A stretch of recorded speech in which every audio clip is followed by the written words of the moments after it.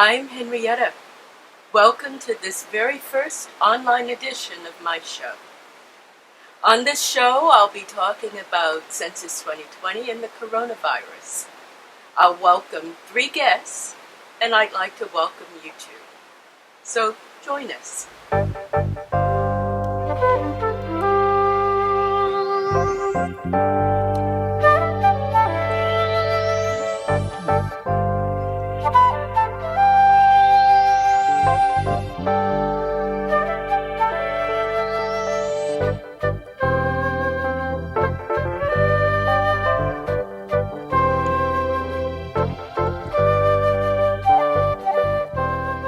Thank you so much for being with us for this first edition of the show. Thank you, Melissa. Thank you so much, Megan. Thank you, Alici. We're going to be talking about the 2020 census and the changes that have resulted from the coronavirus and the effect that it's had on all of us. And we're also going to talk about what's going on specifically in several communities. So, Megan, why don't I start with you, and why don't you say a little bit about yourself and how you became involved in what you're doing now? Absolutely. Thank you, Henrietta. So I joined the County of San Mateo in the beginning of 2017, and I was hired to assist the Office of Community Affairs in their updating of the master address file from the Census Bureau. And that's the way that the census knows where to mail all the questionnaires. And once I completed that project, they kept me on board so that I could help analyze demographic data and identify outreach opportunities based upon real-time census results. And so we can pivot our outreach efforts to direct them where they're needed the most. Fantastic. And Melissa, would you like to talk about the work that you're doing and how you became involved? Yeah, thank you for having me, Henrietta. So I joined the county in August after I finished my master's in public administration. And this is the County of San Mateo. Yes, San Mateo County. And I am a management fellow there. And what I'm doing there is developing and implementing outreach and public information efforts for the Office of Community Affairs, and I'm on the census team. And yeah, we've been working really hard on census efforts for the last, well, for me since August, but Megan and several other people in our office for over 2 years. Alici, how did you become involved? Yes, hi. Well, I came on board as a consultant with One East Palo Alto in January. And that's a nonprofit in East Palo Alto? Yes, it is a nonprofit organization, an intermediary organization really focused on coalition building, partnership building to improve the lives of the residents of East Palo Alto. So it's really specific to East Palo Alto, Bellhaven, and East Menlo Park populations. But I had been doing census work. I did census work in Southern California in 2010. And so it's great to have some continuity in the work. Although I'm in a different region, it's still focused on very similar populations. So I'm excited to be part of the work in the Bay Area. How have you found, Megan, I was going to just pick up, Alici, from what you were saying, but I think I'll go back to Megan. What were the objectives before the coronavirus, and do you think we're meeting those objectives now? Or what effect has the coronavirus had on your department and the work you're doing? Sure. I mean, our objective has always been to have every resident of San Mateo County counted, all 760,000 residents, regardless of citizenship status, criminal history, where were you born. It did not matter. We just want every single person counted. So that's been our main objective, and that has not changed whatsoever. The way that we are trying to perform our outreach and engage with our residents has definitely changed quite a bit. We had to completely pivot our person-to-person interactions, so canvassing, going door to door, holding large events. All of the folks that we have been funding and partnering with had large events planned to promote the census, and we've had to really completely change our strategy of how we reached people. That's been the major. Yeah, that's fascinating. I'll get back to you in terms of how you you had to change your strategy. Melissa, have you found that there has been any impact on your work because of the coronavirus? Completely, everything's had to change. I mean, not only our work, but I think everyone globally right now is figuring out how to readjust to this new world we're living in. And I think that our office is still really committed to ensuring a complete count. But, there are serious public safety concerns to think about. So that is something that we've really had to think about, really impacted my work. I was very used to going out to a lot of presentations. That was one of the main things I did. And that has had to move to the digital sphere now. And a lot of the work our office does is out in the field. And, we table events, we do presentations, and that's all had to change. So we really want to make sure that we are keeping everyone safe. That's our number one priority. Make sure that not only is our staff safe, but everyone we come in contact with, everyone in the county, we want to make sure that we're abiding by all the proper safety protocols. And that's been challenging, especially when I'm an outreach specialist. Outreach is usually done out in the community, right? So kind of switching and changing that role has actually made us a little more creative. We would have to become a little more innovative to see how we're going to reach people. And it's been really great to see how not only our staff, but our Census partners are really rising to that occasion. Okay, we will talk about the creativity, but I'd like to get to Elise to see if things have changed for you in One East Palo Alto from the time you started working on the census, Elise. Yes, absolutely. I would have to echo what our county staff are talking about. For our particular project, we are in partnership with 4 other organizations, 2 of them being churches. As we understand in many of our communities, it's really important when you're outreaching to have that person-to-person contact. Most of our communities are, especially in East Palo Alto, in a 2.5 square mile of a space where a lot of people know each other by face. A lot of people are families that grow up together. And so it has really shifted from the many plans that we've had to have person-to-person interaction to now having to figure out how to create new ways of connecting. And, we're facing challenges because not all of our communities are online. Not all of our communities have access to the internet. And that is the main way that we're trying to reach our people. People usually congregate in churches. That's not happening anymore. Communities congregate in community spaces. That's not happening anymore. So we have to really shift every way that we're reaching our community to find a different way to make sure that everybody's counted. Well, Melissa had talked about the creativity involved. And so let's talk about where we are right now, Megan, before we start talking about some of the creative efforts that you all are introducing. So I'm wondering, first of all, I've heard some talk that the deadline for the census has changed. Is this That's accurate? correct. So the Census Bureau, they will not be back out in the field until June 1st. So it's quite the delay of folks receiving their questionnaires. And then non-response follow-up will not begin until June 1st either. And then the entire period for folks to actually respond to the survey is now October 31st.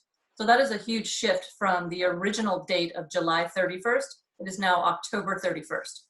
Yes, you're right. That is a huge shift. Are there other shifts that have taken place in deadlines? Well, they're requesting Congress to approve a plan that'll delay the end result of the census being delivered to the President of the United States. So originally everything was supposed to be finished and packaged up by December 31st, but that would be extremely difficult if they don't complete counting everyone until October 31st. So they need an act of Congress to approve an extension of 120 days to delay that final reporting to the President. Sure. Now let's talk about, you have some results, do you, Megan? I do. Would you like me to share to show you some pictures? Sure. And then Melissa, we can talk some about the creativity that you were that you and Elisa are involved in. Alicia are involved in because of the coronavirus. So Megan, yes, if you could show some of your pictures. We'll just do this really briefly. So this is the entire county of San Mateo, and you can see the areas in the darker brown colors have a lower response rate. And then when you get up to a deeper purple, those have a higher response rate. Right now, the county of San Mateo has an overall response rate of 59.2%, which is actually excellent. We are the second highest county in the entire state of California. The state's numbers are at about 50.3%, and overall nationwide is 49.4%. So as a county, we're doing well, but we definitely have a lot of work to go. These are the 3 communities I was discussing about the update leave. They haven't received all their questionnaires yet, and that's definitely reflected in these response rates. And then if you wanted to look a little bit closer into East Palo Alto, East Menlo Park, and Bellhaven areas. Sure, go ahead. This is the map that we're looking at. So East Palo Alto has an overall response rate of 43.5%. So that is lower than the state and the nation as well. And we have lots of communities or areas within East Palo Alto that we're really pushing hard to encourage our residents and our community to respond. Most of Menlo Park is doing okay, but again, it's the Bellhaven, East Menlo Park area that is also struggling. So we use these numbers to help form our overall strategies. So can you say something about why those areas are not as responsive right now as some other areas? Maybe Alicia would be best to answer that question, given that she's in the community. Alicia? Yeah, I think one of the biggest barriers that we've had to overcome is the misinformation around the citizenship question. Although that is not a question that is on the census, it had a huge ramification, especially since East Palo Alto is largely Latinx community. And so the information about the fear that the potential that question being on the census had driven into the community really created a lot of fear for people really, being enthusiastic about filling out the census and the government having their information. And so I think we still have to overcome some of that. Another barrier we have to overcome is language access in terms of outreach. I think the Census Bureau has definitely provided, in language materials, but in terms of getting that information into the community, that has definitely been a challenge overall. Well, you mentioned the census question, but I'm thinking minority communities have a past history of distrust of the government anyway. So you had mentioned working on the census in another area. Did you see this kind of responsiveness when you worked on the census previously? So I started doing work on census in Orange County actually since summer. And because there is a large Vietnamese community there, our work was focused on the Asian and Pacific Islander community. You see the same fears around the citizenship question and distrust of government. And because of the current political climate, I think a lot of immigrant communities just are fearful about what the government could potentially do with their data. And so we were facing the same things in terms of planning, and that was a largely Asian and Pacific Islander community we were focused on. And that was Southern this California. year that you're talking about, yes. That you started working, sure. Yes. Now, Melissa, you are the one who talked about the creativity involved. Is there creativity being involved this time in reaching out to the community? What type of creativity were you referring to? Just the creativity of how are we going to reach people now that we can't canvass, go door to door, or do presentations. I was doing about 3 presentations a week before shelter in place. So we really had to get creative in seeing how are we going to reach people. So we really leaned into that digital sphere. I think when we started, our Instagram had 5 followers, and I'm happy today we have 200, and that's in the span of a couple weeks. So I think really amplifying our digital efforts to reach people, and also doing radio ads, commercials, really trying to reach a lot of people where they are in their homes right now.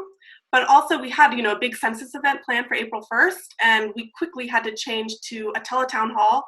We'd never done a teletown hall before. We didn't even know where to start.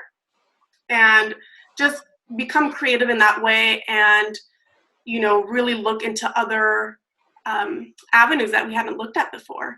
And also, really seeing our census partners doing a lot of phone banking, text banking. That's really inspiring. They're getting to the communities in different ways. I'm seeing a lot of people working at food distribution centers, putting census messaging in those food distribution centers. We've created large banners that we're also hanging at different food distribution centers. Really having to shift quickly and get creative with how we're going to reach people, creating a census challenge. I mean, I even joined TikTok, Henrietta, so getting creative in different ways, but not only reaching people through that social media digital sphere, but understanding that not everyone has access to that. So finding other ways to reach people. Sure. Now, talk about TikTok for those who may not be familiar with it. Well, what I knew about TikTok before was that I assumed it was a lot of celebrities or teenagers creating dance videos. So I joined and made an account and created this fun census video when we were announcing our census challenge. So, I was home, and it's something you can do at home and post on your social media, get a lot of people to look at the message you're saying. It's kind of fun. There's music, but at the same time, I'm talking about the benefits of taking the census and how easy it is. And in the time of creating a TikTok video, I'd already finished the census. So just trying to make it fun for people so that they want to engage with it, I think is really important. As well as that other aspect, which is, also leaning into places who are doing a lot of active outreach still in the community during this COVID-19 crisis, and also using those resources as well. Sure. Now, do feel free, Megan, Alicia, to respond if any of us says something that you have some feedback that you'd like to share. Alicia, you mentioned the citizenship question, and I'm just wondering in general. Megan said that East Palo Alto was kind of lagging in terms of responses, and I'm wondering what's being done to encourage more people to respond. Yeah, so historically, communities of color, especially in impoverished populations, generally have been hard to count, especially given language capacity and various barriers. I think with COVID-19, there has been an added barrier because people really have shifted largely their attention to making sure that their families are safe and that they have what they need to survive. And so before, where census wasn't so much on their radar, even if some people knew about it, it's even less of a priority. And so I think the lag has definitely been in part because of what has happened, because it has also impeded on our abilities to really reach the communities. Is there any efforts being made? I'm thinking, especially since this is the first online census, to get more people online? Yeah, you probably know the efforts that have happened in the past to make sure that, there wasn't a digital divide in the city of East Palo Alto, and many existing organizations worked really hard on like net neutrality and making sure that communities have access. And so it's ironic to think that we're in this point where we have to rely heavily on internet in order for our communities to have power. there have been we're grateful for funding from San Mateo County and many other funders that have poured into the community. There are many organizations, more than just One East Palo Alto, that is doing work to reach the community. Some are doing phone banking and many of the strategies that Melissa have mentioned. Many of our partners actually, we're planning also a Selena festival with Nuestra Casa that we were going to hold at Bell Street Park to really elevate Census the weekend right before the 1st. Sure. And when everything happened, we're thinking about renting an ice cream truck to just drive through the city and, just announcing the census is here. And, with all the restrictions that happened, a lot of us had to cancel everything and are relying heavily on digital outreach. Sure. Now, there is also, people can text, people can mail in their forms, right? Are there other ways, Megan, Melissa, that people can respond? Sure. So just to clarify, they cannot text their responses. Okay. They can do it but on the phone, they can do it online, or they can do it in person. So those are the 3 ways that you can respond to the census. Now, I was thinking, I suppose, and my mistake, that people can receive texts from... Correct. So we do have text campaigns to promote this. Thanks so much for the clarification. Sorry, just to make sure everybody understands. There's only 3 ways you can respond to the census, but there's a lot of ways that we can reach them to help them complete the census. And one thing I did want to bring up when we were talking about some of the challenges and things we had to pivot, one of the biggest disappointments, I think, for me is the inability for us to access our questionnaire assistance centers and our questionnaire assistance kiosks, because we had 60 locations that were set up to assist individuals complete their census, and they were in language, they were ADA accessible. Every single library in the county had come on board, and they were going to have a kiosk to assist our residents. And so that's a huge blow. It's really devastating for us, because all those folks that we were talking about that don't have broadband or may not have a good grasp of English and are confused by the questions, they don't know how to answer the questions. All of that has been a tremendous loss for us. So we're just really looking at new ways to help people. And so we're talking about doing virtual questionnaire assistance centers, with helping them on the phone. We wouldn't do anything with Zoom or anything, just because it's such confidential data. We don't want to have any potential, any mistakes going on. But that's one of the things that I really wanted to stress, is that hopefully when the shelter in place does change, and with the extension of the deadlines, we'll be able to really get out there and help people one-on-one again. That's terrific. Now, you have some other graphics, do you, that you might want to share? Are there some more statistics or some posters or? Well, we were talking about broadband, and I was trying to bring up this image. We've been promoting some low-cost internet home service. It's called getconnected.getcounted.org. And so it's a way for folks to have low-cost internet, and that would then help them fill out their censuses online. I don't have any more graphics that I was planning on showing at this time. Sure. Now, repeat that URL again, Get Connected. Yeah. It's called getconnected.getcounted.org.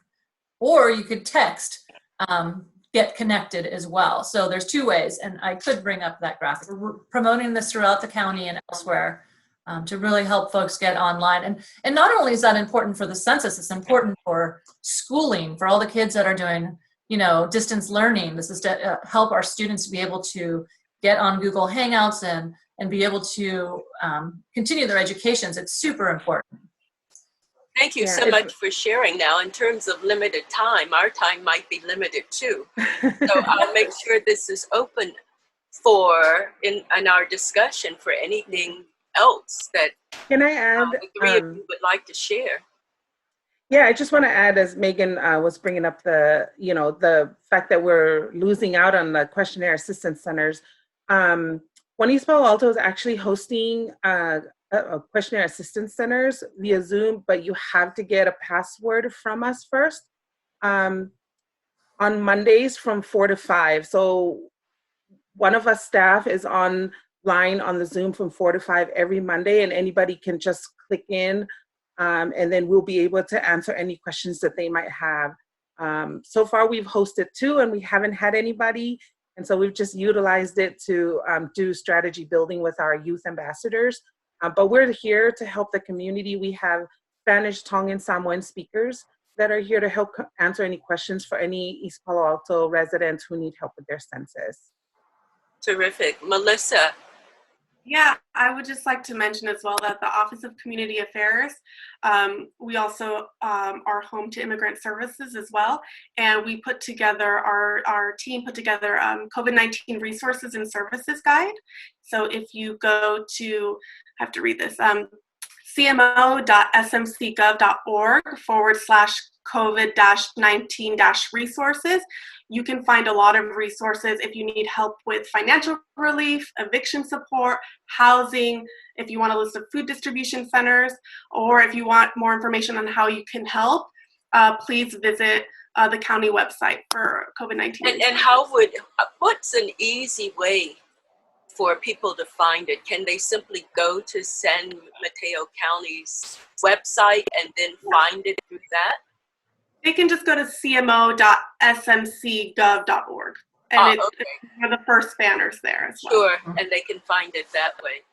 Yes, so we're kind of going around. Megan, anything you'd like? Yeah, I do. I wanted to highlight One EPA's video that they made recently. One of the cool things that we've been noticing is that a lot of our partners are making these really interactive, entertaining videos that are informative and to engage our communities. And so what we're doing is working with a firm that can take that video and then promote it in certain zip codes. So we know that it would be so relatable to East Palo Alto, obviously. And so we are promoting that ad via Facebook, via Instagram. We also have things running on like Hulu and streaming services like Netflix. So we're taking. And how long are they? That one I think is like 1.5 minutes. You can't pull it up, can you? I can if you give me a second. Yes. Sure. So maybe Elise, while Megan's pulling it up. Yeah. Can you talk about it or? Yeah, it's really highlighting faces that are from East Palo Alto. We have youth all the way to some elders, some church leaders, community organization leaders, and really just highlighting what East Palo Alto is made of, and the many values that has really built this resilient community, and hoping that all the residents of East Palo Alto can identify with those values and feel like Census is worth uplifting because it embodies what is important to everybody that lives in East Palo Alto. Sure. I also just want to share, like, if, we try to brighten up the city even more with our lawn signs. They're bright pink and lime green. I hope that puts smiles on people's faces and help them think about Census and why it matters to our community. Sure. Let us know when you have it, Megan. I will. I'm having here we go. Okay, hold on. I can also mention that we have a lot of t-shirts and also lawn signs and also posters still available in our office, and you can contact us at smc_census@smcgov.org, and we can do no contact pickups as well. So terrific. So it's just loading right now if you give me a moment. Okay, here we go. I will share my screen again.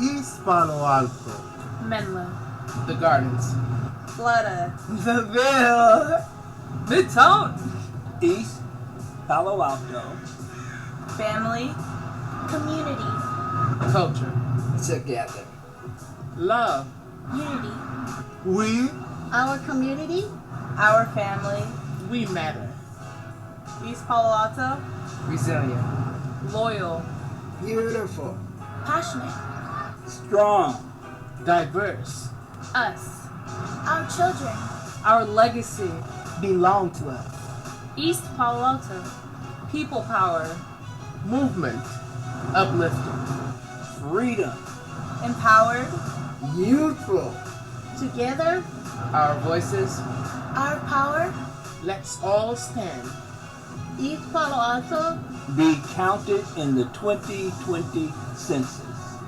our community, Our future, our power. Belong to us, to all of us. Our community, all of us.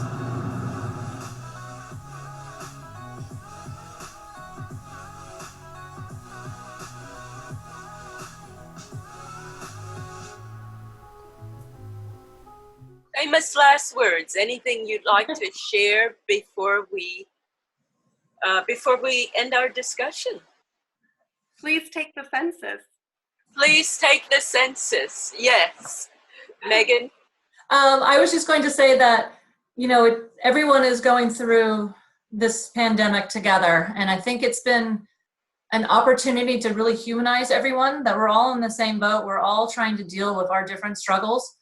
And the census, although it doesn't seem as important anymore, it's so imperative to be counted because it goes towards these things like food distribution centers and healthcare and behavioral and mental health services. And these are things that we need so desperately right now. And if we do not get fully counted, we'll be hurting for the next 10 years. I would agree with you. These were important services before our current pandemic. And they're even more important now. They're even more critical now. Elise, famous last words. Yes, East Palo Alto needs to be counted. It's about our communities, our future, and our power, and that belongs to us and to all of us. So we all need to be counted. Well, thank you so much, the three of you. It's just been a pleasure having you on my first online Talking with Henrietta show. And we'll all be working together on Census 2020 because we all need to be counted. So thank you so very much for joining me. I look forward to talking with the three of you again in the future. Thank you. Thank you.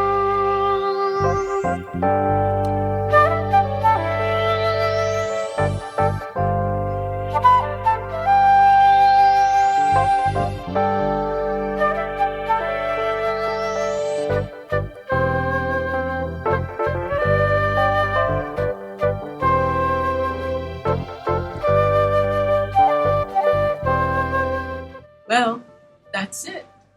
Thank you so much for joining me for the very first online edition of my show. I look forward to seeing you as we discuss other major topics of interest. Until then.